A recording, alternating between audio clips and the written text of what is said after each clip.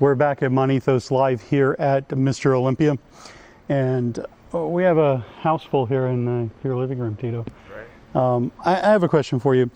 We were talking about some of our athletes, Yep. and our primary focus, of course, is amateur athletes. Tell me about your experience as an amateur athlete, and then that day where you became pro, what it felt like. Was it what you expected? Did all your dreams come true because of it? Yeah, you know what? For me, it was actually I was like that hyped athlete, right? Because you had the whole nickname with Lights Out that I got my sophomore year in high school. I knocked out four guys in one game. Wow. So I'll never forget it. How I got the nickname. The 20 students come running up to me after the game and said, "Oh man, you knocked those guys lights out," and I said, "Hey, call me Lights Out," and then it stuck with me from high school to college, and then the pros. And you know, having a name like that, it's like having a basketball name at Rucker Park, right? You got to go out and like really. So every year, like you get in college, I'm a freshman again, and juniors and seniors looking at me like I'm not calling you Lights Out, and I have to go out and, you know, do my thing. And then it happened the same thing. And when I got to the Chargers, you know, you walk in the locker room, you got 4 or 5 potential Hall of Famers that you walk into, and you're a 20-year-old kid. It's not even turned 21 yet. And, you know, LaDainian Thomas and all these guys, they say, "We're not calling you Lights Out." So you go out and do it again. You do it again. Lights Out. You know, Ryan Benson's here with us. Ryan has turned, he's got a mic. Okay. He's turned 1,000 pros, something like that. No? I got quite a few. He's one of the top coaches in the sport. And we've talked about this, the perception of what pro's going to bring you, and then those kind of things, right? Yeah, absolutely. You know, I tell all my guys, you know, that turning professional is either going to be the best day or the worst day of your life. Yeah. Right? For you, it was your best day, I think. Yeah, it was. You know, so I went to University of Maryland, and I went 3 years, and I just knew I wasn't going to come back for the fourth, right? Because you send your draft grade into the NFL, and they come back, and, you know, they had me somewhere early in the first round. At that point, you make a decision, and then you're just waiting for your name to be called on that day. But, you know, growing up a kind of a football fan in general, you can't imagine somebody calling your name right there on ESPN to go to a team. And so when that happens, did you think you were going to be a football player when you were a kid? Like Yeah. a little kid, was that what you wanted to do? Yeah, I mean, so I grew up in the DMV in Maryland. So the DC, Virginia, Maryland area was full of boxers, right? So it was going to be either I was going to play football or I was going to be a boxer. We had so many boxers that were big pros from our neighborhood and from Washington, D.C. area, from Virginia, all the way up to Baltimore, that I just knew that if I wasn't going to play football, I was going to be fighting either way or, you know, another. So it was pretty much set for me. You know, I just had the temperament and my attitude and the way I competed. I had. How hard did you work? Oh man, it was. If anyone asks you just about my work ethic, and I want to pat myself on the back, but I took pride in. I went to University of Maryland into being an Iron Term, right? I wanted to knock. Maryland better give me some money for this show as many times. Yeah. No, you know it's you know, because I'm born and raised in PG County, but I wanted to be known as the best. Right. And, you know, it's kind of hard to do that for a job behind a desk, right? Yeah. But you do take that mentality into the things that I'm doing now. Work ethic, same as yours, right? 100%. I mean, work out hard as you can for it. I thought I was going to be a pro wrestler and ended up being an MMA fighter. I mean, I walked in the wrestling room in high school going, "Where's the ring at?" Coach laughing at me going, "No, this is a totally different type of wrestling." Like, "What do you mean?" I go, "Well, you can slam people." I go, "I'm not going to get in trouble." "No, you can do it, you can do it." And I was hooked, hook, line, and sinker, and, you know, became a pro. I never had an amateur career in mixed martial arts. At the age of 22, fought May 30th, 1997 as an amateur in UFC 13. And a year and a half later became the world champion, and it was just that hard work ethic. I always try to perform better and better, because when I was a freshman, when I first started wrestling, I never had any wrestling career prior to that, and all the other kids been wrestling 3 or 4 years as freshmen, 8th, 6th, or 7th and 6th grade. but I never had that opportunity. But I just had to work to catch up to them, and I did the extra work. After wrestling practice was over, I was like, hey, come drill with me, and I would sit there and I drilled 50 singles, 50 high crotches, 50 double legs after every practice. And my coach, took a liking to me. He's like, you work hard. I go, I want to be the best. Yeah. And I wasn't a state champion until I got into junior college, but at the same time, it was just, I set these goals through my career that I've been able to do. I mean, I'm very fortunate, but it's payment to hard work, consistency, and dedication. Did you have a mentor or anything that you looked up to during growing up? Or Yeah, I was fortunate. So one of my early mentors was LeVar Arrington. So he played linebacker for the Redskins, and he, All-American. I think it was the second pick coming out in the draft. He ended up getting drafted by the Redskins. I so happened to convince his younger brother to play with me in basketball in high school. Well, he heard about me on the football field and started coming out every one of my football games. And so he took me under his wing. So I really had a jump start. So I was around these guys. I was around a lot of the Redskins when I was 16, 17 years old. And did that help you being around them to get rid of the fame piece of it? A lot, yeah. Because once you experience it, the only difference is you get to a level and it's not right then. It's not your money, right? It's not your money. It's not, you're not the guy. But then again, when you're like this next up and coming athlete from the area, and you kind of got the stamp of approval from all these pros, you get a lot of it early on. Right. So when it happened, I wasn't. A lot of athletes that I've worked with, big time. That goes bad real south the first year or two. Just the mental piece of it. Oh yeah, especially if you haven't experienced it. If you go to a big D1 or big time school, then you get it a little bit, but How about it's a little you different. Did you have a mentor or anything? Gosh, Hulk Hogan, Muhammad Ali, guys that I looked up to as in the sport entertainment side of it, and I kind of found myself right in the middle where it was the theatrical and entertainment value that Hulk Hogan brought to the game, to the reality and the real fighting that Muhammad Ali did, but he brought a character to the game also, so I was able to have that same type of thing. I talk about this a lot. You say entertainment. Like, I preach this all the time. When our guys go pro, they're entertainers now as well. Yeah. And how much does entertainment play for both of you in your sport and making money and also just being a good athlete? Well, mine was the whole idea of being the Huntington Beach bad boy. It was kind of a moniker that was given to me. But I had flame shorts, bleach blonde hair, and I would be as confident as possible. And people say it was cockiness, but it was confidence to me. I couldn't think, oh, this guy's better than me. No, I was better than every single one of the guys. Yeah, we talked, you came out though with your first fight, brand new suits, everything, right? That didn't happen until after I'd say 2005, when I worked for Donald Trump on The Celebrity Apprentice, and he says, if you want to look like $1 million, you got to dress like $1 million. Speaking of that, you invited him to your upcoming fight because it's right on the border, right? Yeah, that's correct. And if you want to make $1 million, you got to look like $1 million. So you got to dress to success. Yeah, so Tito's fight is right on the border. What's the city again? Hidalgo, Texas. Hidalgo, Texas. And Tito is for border security, even though you're Mexican, 100% for it. And your opponent is kind of wish-washy on it, right? He's very, very wish-washy. He's Mexican. He's Mexican himself. He lives in the United States. He lives in the United States now. He lived in in Mexico prior, and he left Mexico because of the safety of his children.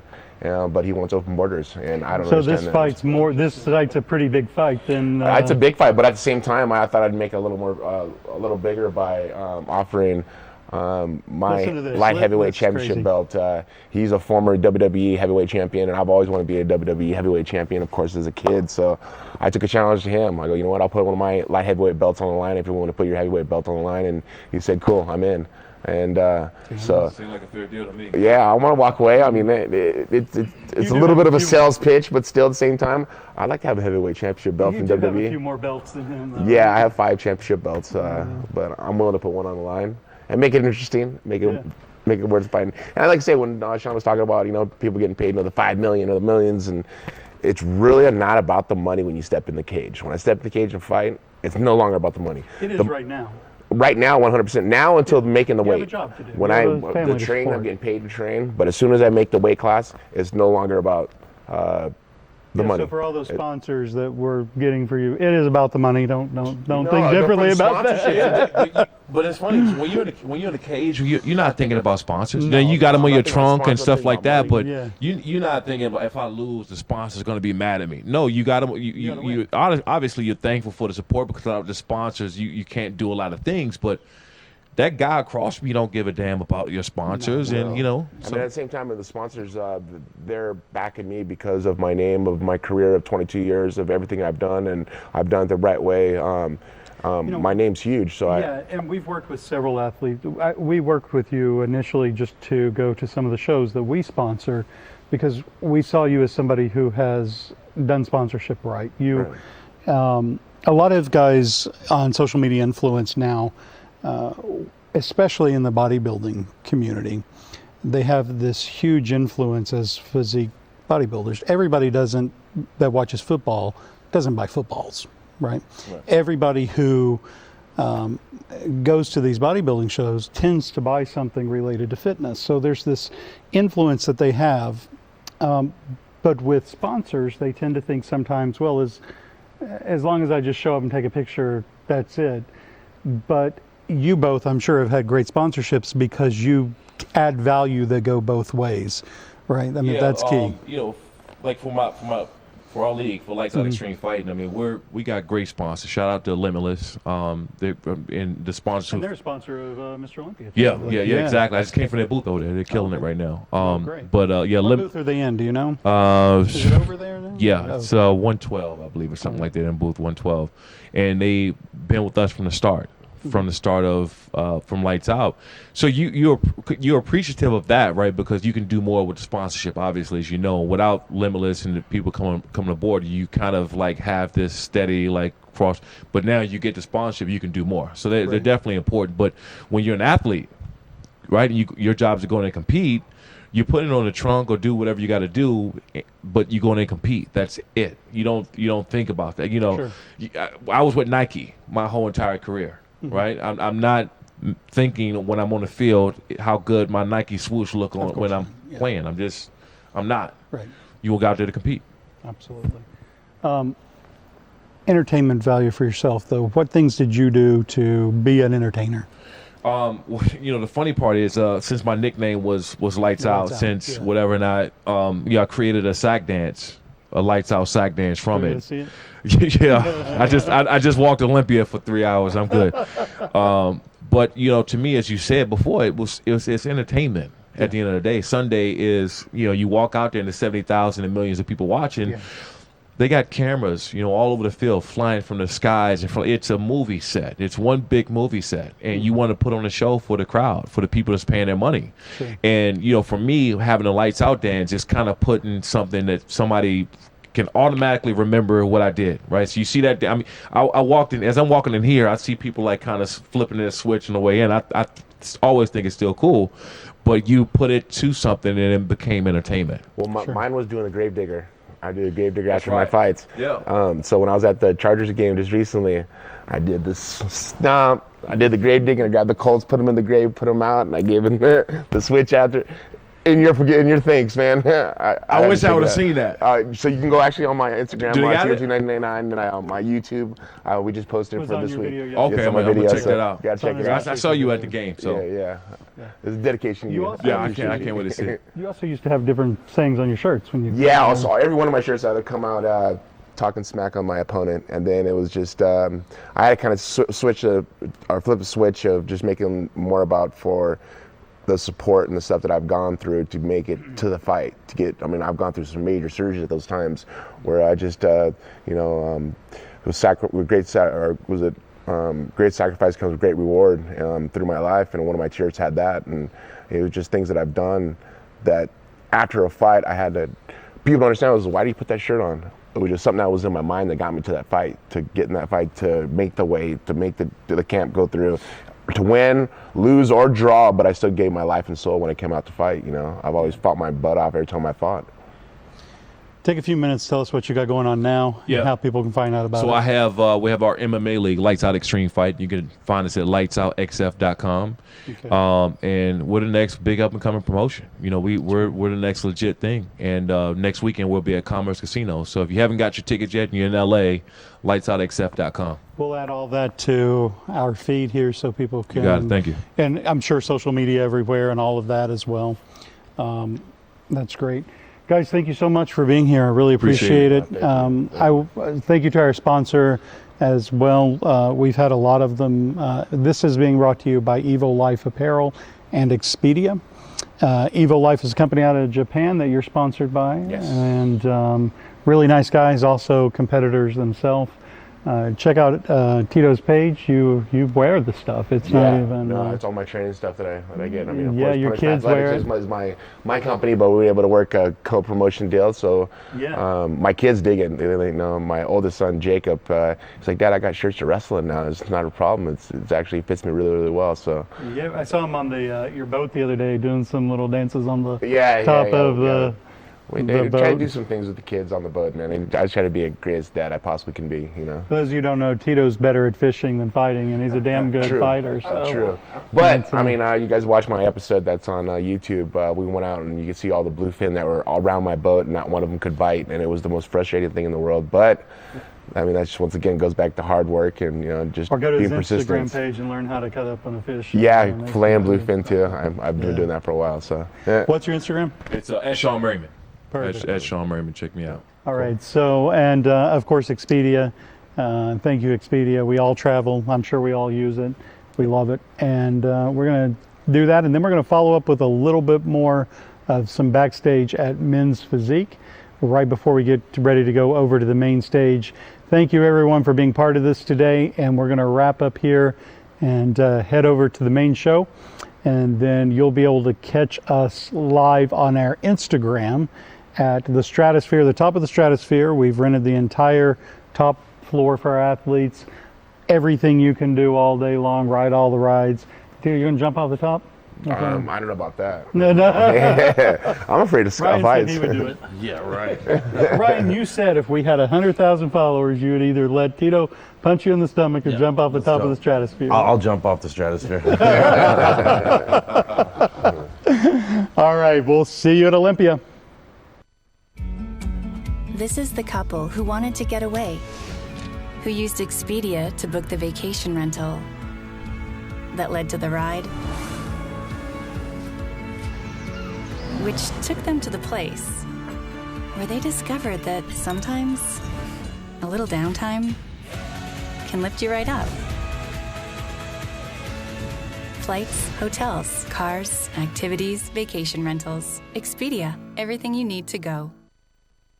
Mon Ethos Pro is here at Olympia. We are at the pre-judging at the Expo. Join us tonight with Tito Ortiz at the live event, and certainly watch Mon Ethos Pro live at monethos.com. Follow us at Mon Ethos 100 on Instagram. We are backstage. Pretty soon we're going to go in the front and get some footage of some Mon Ethos athletes coming in center stage. We're here at Mr. Olympia backstage, and we are at the pre-show. What a pre-show. Take a look at this. How you doing? I'm doing great, boss. Thanks, David. I appreciate it. You look amazing. Thank you. We put a lot of hard work. Thanks to you and my coach, family, all the supporters out there. I didn't do much for this, but it'll leave a lot of stress from you. But it looks like you and Kim did a great job. Everything helps. People don't realize balance is everything to me. Structure and balance and consistency. Damn. That's all I can say. You came out great, man. You ready for that center stage? Yeah, I'm ready for it all. I see it happening. You know what's amazing is you look like this hasn't even affected you. You're just happy, bouncing around back here. You guys made it a lot easier for me from previous shows. Just my travel was taken care of. My hotel stay, food. I got to the room. Man, no, you know, if this travel was easier than other shows, you were on a terrorist watch list by accident. Then the bird hit your plane. Then another plane. So if it's not a difficult prep for me, I wouldn't know how to act. I don't know what I would do with a smooth prep. I'd probably lose my mind because it'd be too easy. I think the hectic prep kind of helps me out because it's almost like a like a dig deep. Like, how bad do you want this? Like, You're bouncing around here like Tigger or something, man. What's going on? go, man. I got some sugar in me. It's been a while. I'm ready to get it going. You look amazing. Thank you. Thanks a lot. Let's go get that center stage, man. Let's go. See you good. Mon Ethos is here at Mr. Olympia with one of our Mon Ethos Pro athletes, Buwan. How you doing? Good. It feels great, yeah. It feels great to be backstage Olympia. You filled out like Ryan said, right? That's it. It worked. Congratulations, man. So half of India is following us right now. You know that, right? Yeah, it's probably, I would say, like 90% of India right now is watching this live. So, Congratulations. Good luck, man. Thank you. For those of you who don't know, he's going to be coming out with a website next week. You want to say something in your language to your fans?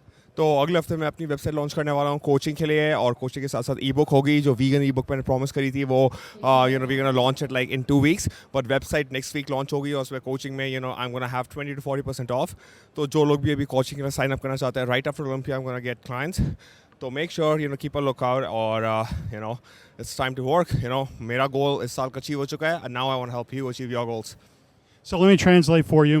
He's starting a website. He's going to launch it next week. You're going to get 30% off for some people.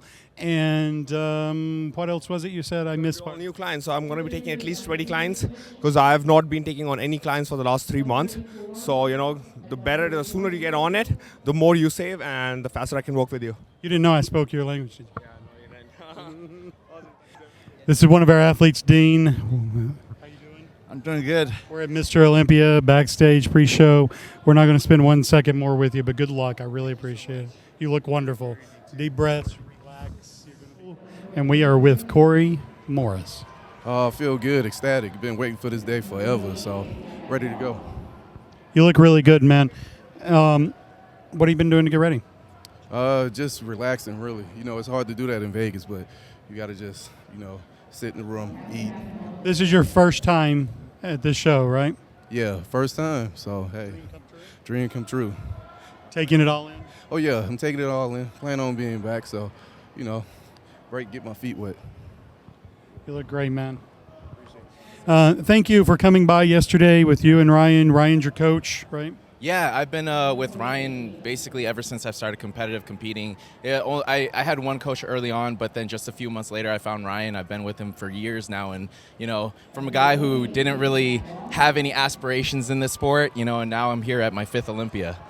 Congratulations. It's old school now, though. It's just another stage for you, right? I wouldn't ever say it's just another stage. It's always the Olympia. It has a special place in your heart. This is what you're grinding for all year. This is what you're working for all year. And, here you are now. And so it's always a really humbling and very good feeling to be here. What's your Instagram? My Instagram is Joemonji. So think of Jumanji like the movie, but Joe, Joemonji. Where did that come from? As a child, Jumanji was actually one of my favorite childhood movies. And, early on when Instagram wasn't as big, you're just kind of like, hey, what would be a cool Instagram name? I decided to go with Joemonji, and, it just kind of stuck ever since. I would tell you one of the emails I used to have, but it's probably not appropriate for the show. But thank you so much. Of course. Good to see you. Good luck. I'm here with somebody no one's ever seen before on this stage. I think your name is Raymond something, right? Yeah, it's usually Flexter. Like that. Like that. Yeah, Raymond Edmonds, baby. Live from Vegas, Olympia. Ready to rock it. So there's been a few rumors about something. I hear you're going to dispel some kind of injury or something. You're going to talk about that after Olympia? Ooh, I'll let you guys know, Some big secrets. Where are they going to find out about this? Tune in. Instagram or here? Never know. You never know. Stay tuned. You're looking great. What'd you do for prep? We just stuck to the script. What we did was we didn't prep longer than we needed to because I'm one of those guys who my genetics and I stay in shape. So like all year round, I'm really relatively close. So we cut the prep down from about 10 weeks to about 6 to 8. And we really just nailed it instead of playing around with things because I get ready so soon. Then I'm trying to stay ready, which is difficult, So, yep. So this is old history for you. We talked a little bit earlier about which was bigger for you, walking onto that pro stage or walking onto an Olympian stage. Which in your head was more of a big experience? Like I said, it's 2 different ones. you finally achieve the goal, and then you reach the ultimate achievement at this level. So they go both hand in hand, you know. You can't have one without the other. What would it mean for you to become Mr. Olympia this year? Oh man, it mean everything, because like I sacrifice everything, you know, my time, my family, you know, just everything. I put it all into it, you know. It's opened up a door for me to provide for my family, and to just keep getting better all around as a person. So I think I represent the league and the division and the rest of my guys pretty well. Man, I really wish you good luck today. Please put on some clothes before you come out, would you? Thank you very much. We just went back and we talked to, actually now we have 8 athletes in this show because we just cleared up things with Ray Mott. Going to be talking to you soon.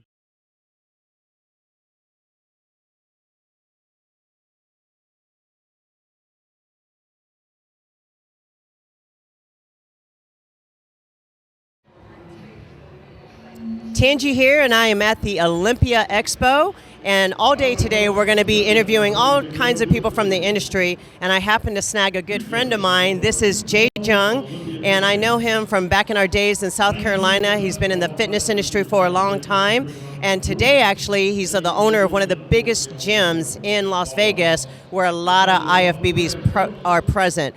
Jim, can you tell us a little bit about your gym? Yeah, so I opened City Athletic in 2011.